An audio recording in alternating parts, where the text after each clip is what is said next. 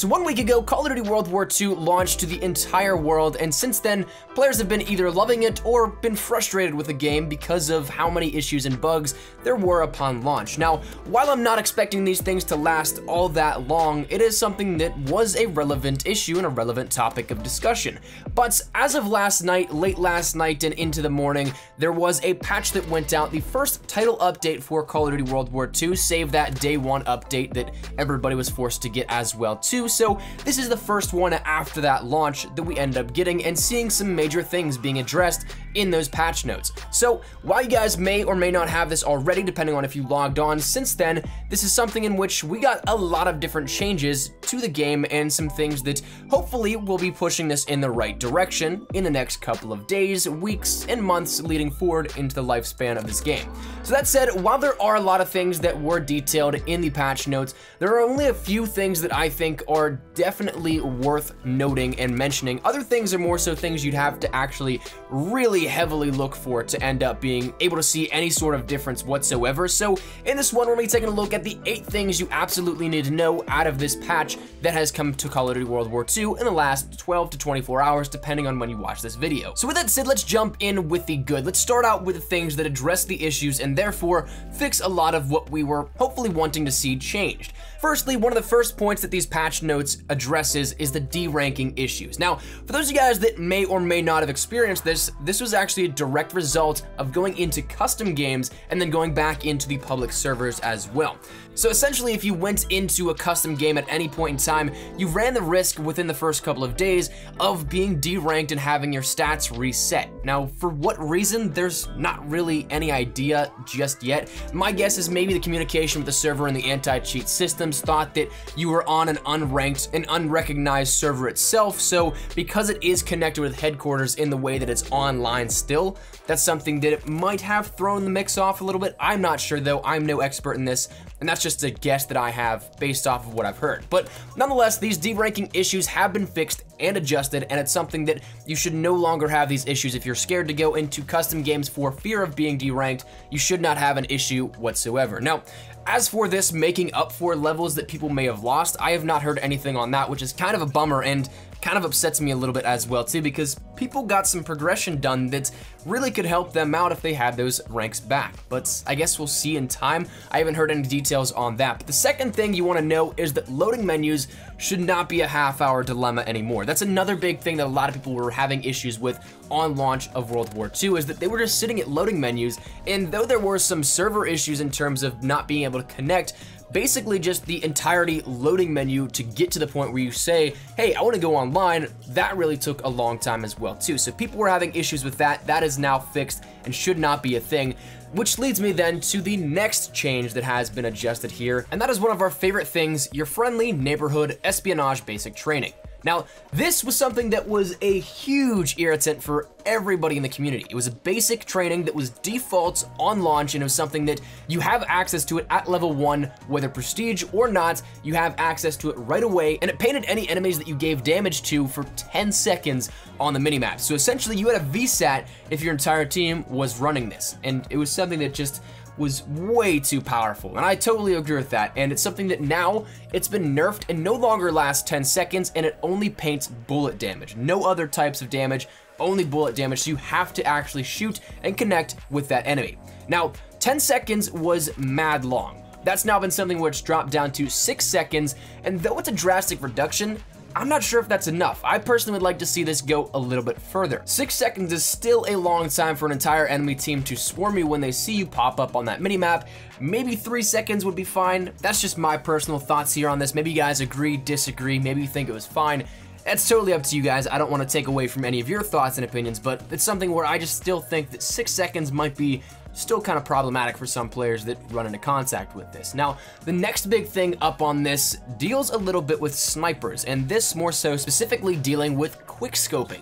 There was a little bit of a change on how quickscoping is done, and perhaps this is something that is a repeat meme, like the Von der Haar situation with nerfing the DSR, but many people might not have actually noticed this, because I personally did not run into contact with too many people in-game knowing about this firstly, and then secondly using it against me. accuracy. But previously, if you sniped, you could have a target lined up and then perfectly snap to that center point. So theoretically, if you wanted to, say, pre-aim a door across the map, you could line up that shot when you're scoped in, scope out of it so that you have essentially just a hip fire shot lined up, and then if you see somebody come through that door completely across the map, you could just automatically quick scope in and not have to worry about where the initial crosshair placing will be. It will just go right to where you were initially lined up as. And that's something that exact center in which you come back to, that's been addressed and now has been reworked so that now if you were to try the same exact scenario, you'd be off by a little bit because it adds a degree of almost idle sway to it, where you're still in the general vicinity of where your sniper scope comes back to, but it does not come back to that perfect center. So while it's something that you won't be as pinpoint precise, it's probably something that's changed for the better because admittedly, I don't think you should have the ability to cross map somebody that is a pinpoint precise thing just by going from hip fire right down to essentially a black scope, not even scoping in entirely. But that's just me once again. I don't know, maybe I'm crazy, maybe you don't agree with that, but that's totally cool. But let's jump right into some other beefy things. Since we're talking about essentially nerfs to sniping, let's talk about weapon nerfs as well too. First and foremost, the one that was addressed and one that I think everybody saw coming was the BAR, the BAR, the Browning automatic rifle, whatever you want to call it as. That's something that my beloved weapon, it's been toned down a little bit. So the fire rate on this one was essentially the biggest thing that was nerfed, in which it's now been decreased. It's pretty self-explanatory and does not compare to the former version of the BAR or Browning automatic rifle, but also the hip fire has been widened as well too. That's one thing that I noticed in close quarter situations. Hip firing was actually pretty solid for a rifle, but that's been now widened, so it probably won't be as good as what it was, though it wasn't the most effective thing even before. It's now been widened a little bit further. Now the STG-44 is the next thing up that was addressed. The hip fire itself was widened as well, and nothing else really was changed to the STG. Now the FG-42 is another weapon that a lot of people pegged as the god weapon, the best weapon in the game. This is another one that was adjusted a little bit, and this one more so dealing with an increase to the recoil. Now, the recoil and the pattern itself has been now changed to kick up and to the right and a lot more drastically. Previously, it was actually controllable, and with a grip, it was almost non-existent in the recoil there. It was just a melt machine, a laser, whatever you want to put it as, but with this now recoil adjustment, you actually have to take into consideration recoil when shooting. You can't hold down the trigger too much, and it's something that might not be as much of a powerhouse moving forward now, but as well, there was a widening to the hip spread once again, as with these other weapons.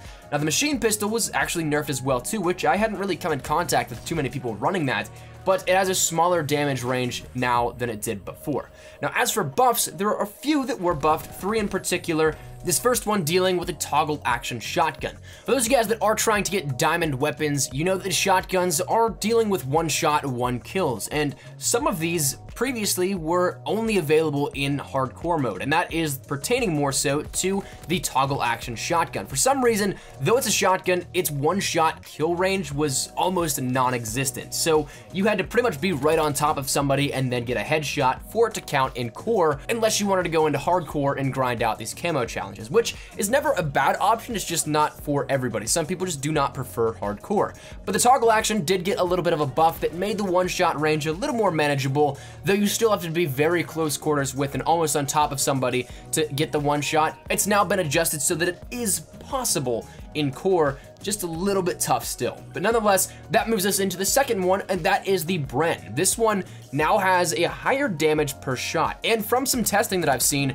it's about a 2-shot kill at any range. So perhaps give this one a try. It might be the next god gun in air quotes, but nonetheless, though it's clunky and has a slow fire rate, 2 shots from anywhere is nice regardless. Now, the final buff that was made, and that's going to round out these things that we're starting to talk about with the good, the LMG bipod has had an adjustment to decrease the ADS time on LMGs whenever you're using that bipod. So you can now snap in a little bit quicker than before, though it's nothing too insane or too major. So that's something that is going to close out these updates and good things. But now let's talk about a little bit of the negative, because unfortunately with this new patch, there has been some new things that came out and kind of made the experience a little bit more frustrating.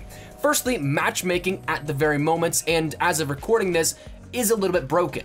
Sometimes you can't get into matches, sometimes you start to get into that perpetual countdown timer for matches, in which I talked with some of my friends last night after the patch went live. They were going in for 6, 7, 8 times of countdowns and the map would not start. It would only go back to that pre-game lobby and then restart the countdown and be stuck in that cycle forever. That's something that right now the matchmaking is not the greatest, and actually Sledgehammer just addressed this while recording this too. It might be something that is addressed and done by the time that this video goes up, but they said that MP connectivity has been improved from earlier, but dedicated servers are currently offline. Expect normal peer-to-peer performance, including host migrations. We'll be sharing updates throughout the day on the current status. If you have a support request, please reach out to Activision Assist. So right now, as it stands, as of recording this, the dedicated servers are not a thing at the very moment. They took them offline to hopefully address the issues and to fix those issues that have been plaguing the community since launch. Now, what kind of time frame we can expect, we're not entirely sure just yet, but hopefully in a little bit of a quick fashion and as soon as possible. Now, the final thing that I want to address here, the 8th thing on this list out of this patch, deals with the contracts and orders. Apparently, this is still broken, in which you cannot activate or redeem new ones, though apparently there's a slight workaround where if you go at the after action report, you can tap R1 and then it'll bring you over to your contracts and orders, to which you can see if you have completed them, and from there apparently you're able to redeem those contract and order rewards and grab your stuff from there. So while it is kind of an odd workaround, that's something that I've heard from a few people in the community that that's how you can actually do it. So I personally haven't tested this out for myself just yet, but hopefully that is a nice little workaround and something that in the meantime, while all these fixes are happening, you're still able to get your contracts and order rewards that you so deserve. But that said, that's where we're gonna wrap it up. That's been 8 things that I feel like you absolutely need to know out of these patch notes. And if you guys want to see the full thing in their entirety, I'll leave the link down there in the description below to the full patch notes, so you can check out some of the things that may be a little bit more arbitrary, some more things that you might not really ever think about. And if you guys just want to see it in its entirety, it'll be there for your viewing pleasure. But that said, hopefully you guys enjoyed, hopefully this helped out and maybe pointed out some things that you might not have noticed, but hopefully you guys enjoyed the video first and foremost. And that said, if you guys did, make sure you drop a like down below, and of course if you guys are new to the channel, make sure you guys subscribe to stay up to date with everything we have here regarding Call of Duty World War II. We're going to be killing it with the content, so if you guys want to stay up to date with any news, information, tips, tricks, best class setups, patch notes, whatever it may be, make sure you hit that subscribe button so you do not miss a single thing. And finally, if you guys want to follow me over on Twitter, that's the best place to get connected with me outside of YouTube. I practically live on Twitter, so if you guys want to strike up a conversation, ask me a question, whatever it may be, link is down there in the description below. But all that said, now out of the way, hope you guys have a fantastic day. Thanks so much for watching. Mine has been Espresso. I'll see you guys later. Take care and peace.